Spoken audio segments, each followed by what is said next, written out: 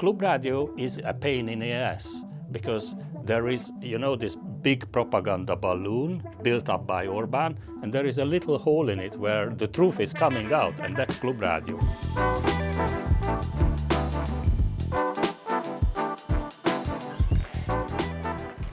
Hello, welcome, and benvenuti a Klubrádió. Let me introduce you how we're working and what are we doing here. So please come and follow me. My name is Mihály Hardy. I'm the editor-in-chief of Klubrádió, the last remaining independent radio station in Hungary. Klubrádió is a very strange phenomenon in Hungary because it's a 24/7 operational internet-based radio. We were stripped of analog frequency on 14th of February 2021 by the government. However, we decided that we cannot be silenced by the Orban government, and we continue operating on the internet, and we still have a lot of judicial court cases going on. We are going to Luxembourg and going to Strasbourg, to the European instances. Maybe in 3 or 4 years we may have a final decision by the European courts. Let me show you, this is one of our studios here inside. This is just for 3 people to talk. We can turn on the lights and people do the recordings here. So these are for pre-recorded studios and the programs. Here is the newsroom, or if you like, the brain center of Klubrádió. Here are all the editors who work here, are really devoted. They do it also as a professional call and not just for money. We are very strong in news, we are very strong in political affairs, also we have very strong cultural programming, and we have launched a small music station just last year, which is called Zebrádió. The emblem of Klubrádió is the zebra, because we started the operation as the radio station of the automobile club, from the automobile to the zebra.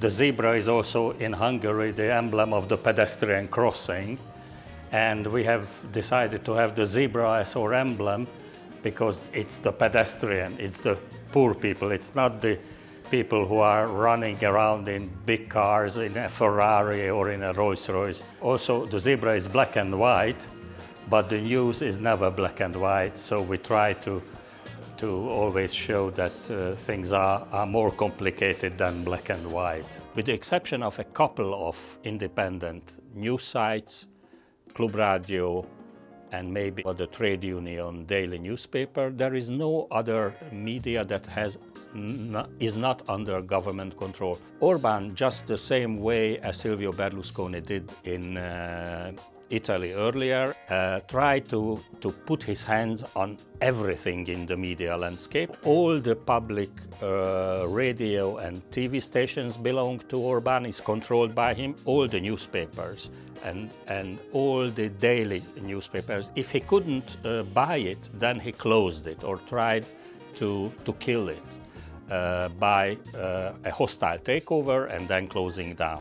Altogether, we counted like 540 units of media belong to Orban or his influential people. Orban not only occupied the government, but all the independent structures in Hungary, like the competition office, the national electoral office, the courts, the constitutional court.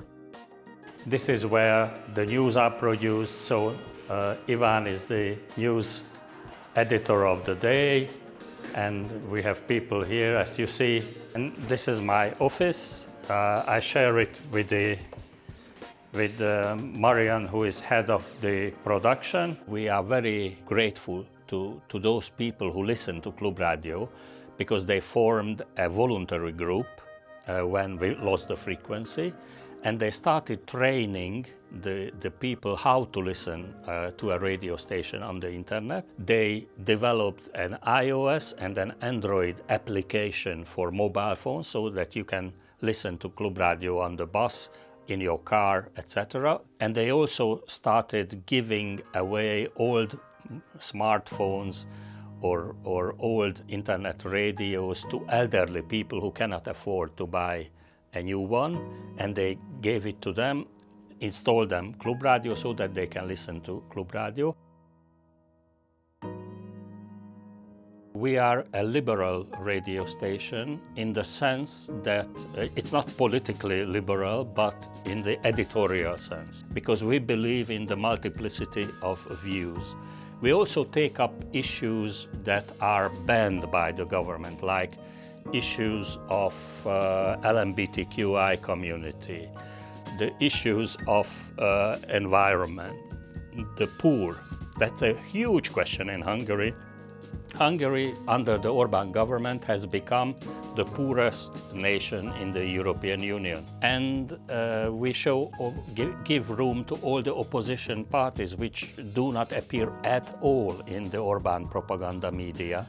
So we can speak about matters that really is important for the audience and not just what, let's say, the government wants to deliver. I am a pensioner for 2 years now. I'm 67 years old, but you know, a journalist can never go on pension because you keep thinking about the world and you still think that you have something to say to your audience. The same refers to me. We carry on. We do fulfill our duties. We still believe in what is missing in Hungary in the public service media. Unfortunately, this is missing now, so we have to fulfill this role. And we also believe strongly in the freedom of press and the independence of journalism. And that's the future. You can't do partisan journalism because then you will finish like Fox News and Donald Trump. That's not our way. We want to be independent.